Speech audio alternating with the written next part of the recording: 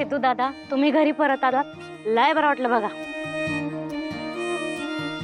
खरं सांगायचं तर आज तुमच्या सगळ्यांच्या प्रेमामुळे आणि आशीर्वादामुळे सिद्धिराज इथे आले. नाहीतर मला ना काय करावं काही कळतच नव्हतं, मार्गच सापडत नव्हता. अहो वहिनी, अहो सिद्धू दादाने आमच्यासाठी एवढं काम केलंय ना की त्याची ही छोटीशी परतफेड समजा. काय म्हणताय? दादा खरंच तुमच्या सगळ्यांचे कसे आभार मानायचे हेच कळत नाही मला. हो मी सांगतो ना कसे मानायचे. उद्यापासून कामाला येऊन ये बात. हा काही प्रश्नच नाही. उलट आता तर तुमच्या सिद्धू दादांना काम करायला अजून उत्साह येईल. बरं दादा, आता तुम्ही आराम करा, आम्ही बी येतो. हो हो चला भेटूया. हो हो चला.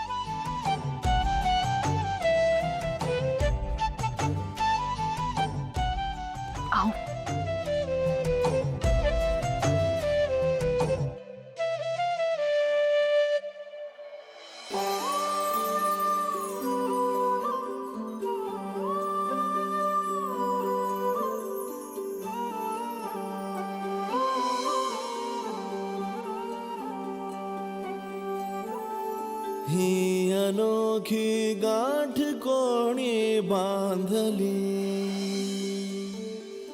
एक झाले ऊन आणि सावली, जाणीवांचा फूल कोणी सांधला, ऐला तिरी पैल हाती लागला, रंगली मेहंदी नव्याने रंगली, एक झाले ऊन आणि सावली.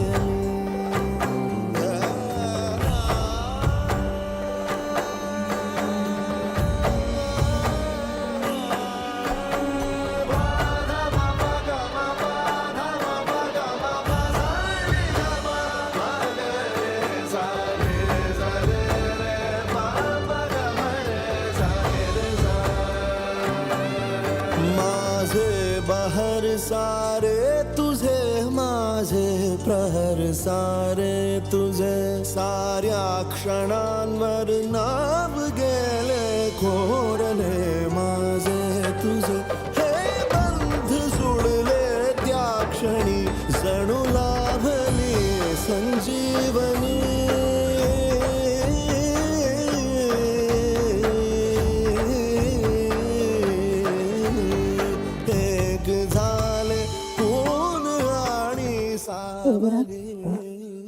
हा आत्ताचा माझ्या आयुष्यातला सगळ्यात आनंदाचा क्षण आहे. भावना, तू माझ्यावर इतकं प्रेम करायला लागली आहेस ना की कधी कधी माझाच विश्वास बसत नाही ना. हो का? मग आता तुमचा विश्वास बसावा म्हणून काय करू मी? एक काम कर ना, मला प्रचंड भूक लागली, तर मस्त काहीतरी जेवायला बनवून देतेस? आणते, 5 मिनिटात करते, तुम्ही फ्रेश होऊन घ्या.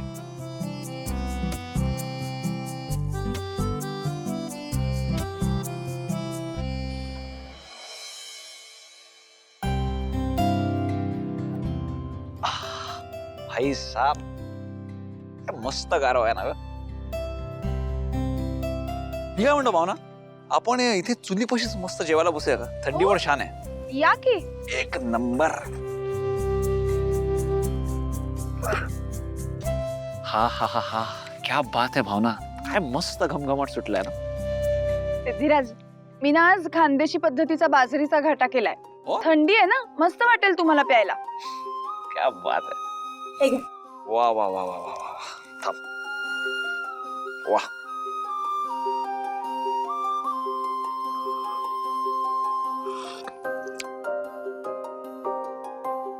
आई शपथ, भावना ग, काय कमाल बनवलंय सगळं तू. खरंच म्हणजे ते 7 स्टार हॉटेल मधल्या डिशेस असतात ना, त्या पण काही नाही या पदार्थासमोर. खरंच. किती खुश दिसताय हो तुम्ही.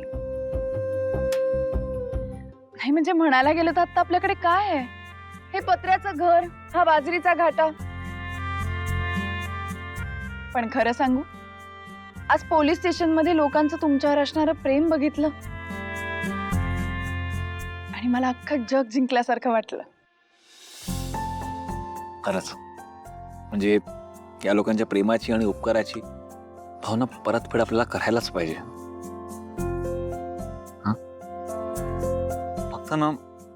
फक्त त्यासाठी पैसे कमवणं खूप गरजेचं आहे आपल्याला भावना.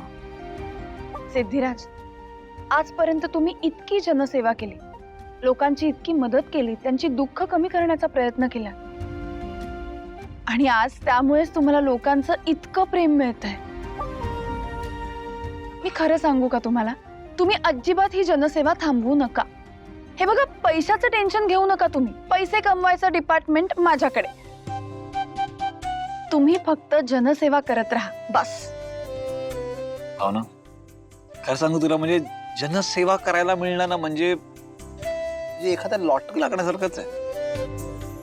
म्हणजे जनसेवा करण्याचे समाधान आहे ना, ते मला नाही वाटत इतर कुठल्याही गोष्टीत आहे.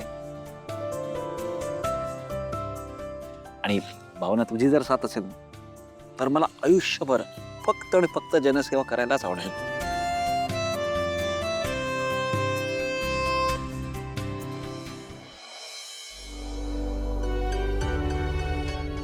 देवी आई, माझं सिद्धू लॉकअपमधनं सुटला अशी बातमी कळली. खरंच तुझे खूप उपकार झाले. कितीही संकट आली तरी तू माझ्या लेकराच्या पाठीशी कायम उभी राहिलीस. आज माझा मुलगा फक्त तुझ्या कृपेमुळेच सुरक्षित आहे. त्याला अशीच शक्ती दे आणि दोघांनाही सुखात ठेव.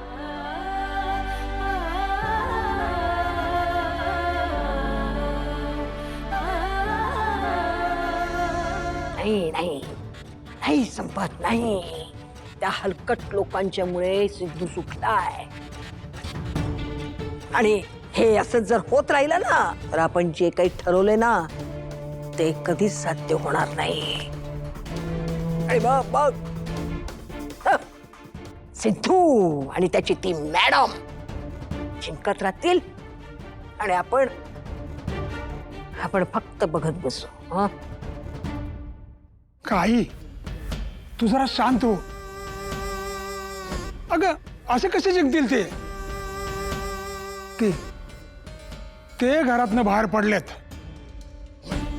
ते खरंय, तो लोकांच्या मदतीमुळे जेलमधून बाहेर पडला. पण तू सुनबाईंच्या नोकरीमध्ये अडथळा आणलास.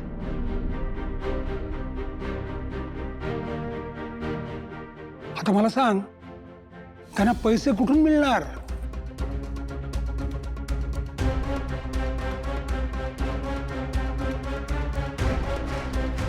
हे बघा, त्याला मदत करणारी लोक ना अजून 2 दिवस टिकतील, फार तर 4 दिवस टिकतील. नंतर सगळे आपापल्या कामाला निघून जातील. आई, कोण कुणासाठी आयुष्यभर करत नाही हे तुला तर माहीतच आहे. एकदा का त्याला मदत मिळायची बंद झाली तर तू याच आपल्या उंबरठ्यावर भीक मागायला येईल.